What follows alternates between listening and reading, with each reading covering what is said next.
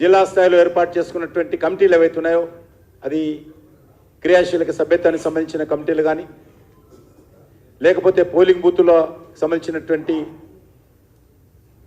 Active membership చేసేటువంటి కమిటీలు కానీ ఎన్నికల అధికారులు కానీ వాళ్ళందరినీ కూడా ముందు పెట్టి వాళ్ళందరి యొక్క నేతృత్వంలో మరి ఒక మంచి కమిటీలు వచ్చే విధంగా మనమందరం ప్రయత్నం చేద్దాము.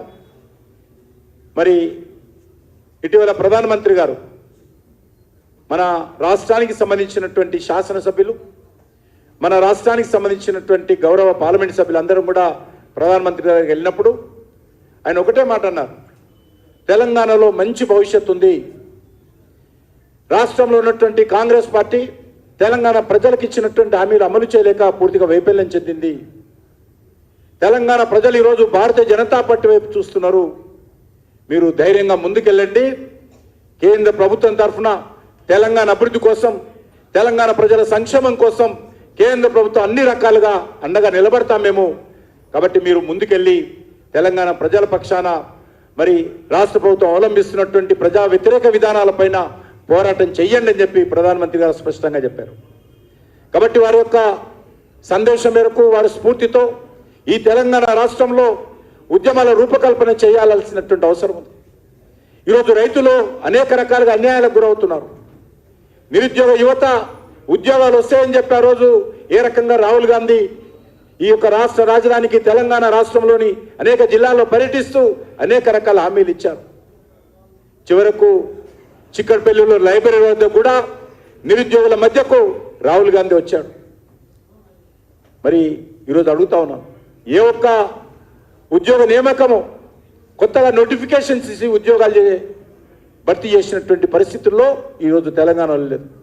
గతంలో ఉన్నటువంటి ప్రభుత్వం కొన్ని నోటిఫికేషన్స్ ఇస్తే వాటి ప్రాసెస్ పూర్తి చేసి నేను ఉద్యోగాలు ఇచ్చానని అబద్ధాలు చెప్తున్నటువంటి పరిస్థితి ఈరోజు రేవంత్ రెడ్డి గారు కనిపిస్తాం. రైతులకు చెప్పాడు ఆయన, నేను 7వ తేదీ నాడు వస్తున్నాను, 9వ తేదీ నాడు సోనియా గాంధీ జన్మదినము, ఆ రోజు రుణమాఫీ చేస్తామని హామీ ఇవ్వడం జరిగింది. ఇంకా సంవత్సరం పూర్తవుతున్నా అరాకొర రుణమాఫీ చేయడం జరిగింది. నేను 7వ తేదీ ప్రమాణ స్వీకారం చేస్తున్నా, వచ్చిన తర్వాత మీ పెన్షన్లన్నీ కూడా 2000 నుంచి 4000 పెంచబోతానన్నాడు. 4000 సంగతి దేవుడెరుగు, ఉన్న 2000 పెన్షన్ కూడా సకాలంలో ఇస్తున్నటువంటి పరిస్థితి లేదు.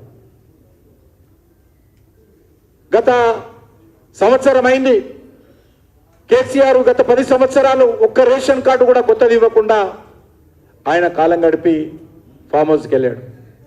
ఈయన సంవత్సరం అయింది, రేషన్ కార్డు ఇవ్వగా అంటున్నాడు తప్ప కాంగ్రెస్ పార్టీ ప్రభుత్వం కూడా ఒక్క రేషన్ కార్డు ఇవ్వలేదు. లక్షలాది కుటుంబాలు రేషన్ కార్డు లేక మరి ఈరోజు ఇబ్బంది పడుతున్నటువంటి పరిస్థితి రాష్ట్రంలో ఉంది. కాబట్టి ఈ రకమైనటువంటి అన్ని అంశాల మీద రేపు రాష్ట్ర భారతీయ జనతా పార్టీ తరఫున మనము ఛార్జ్ షీట్ తెలంగాణ ప్రజల ముందు పెట్టబోతా ఉన్నాం. అదేవిధంగా అన్ని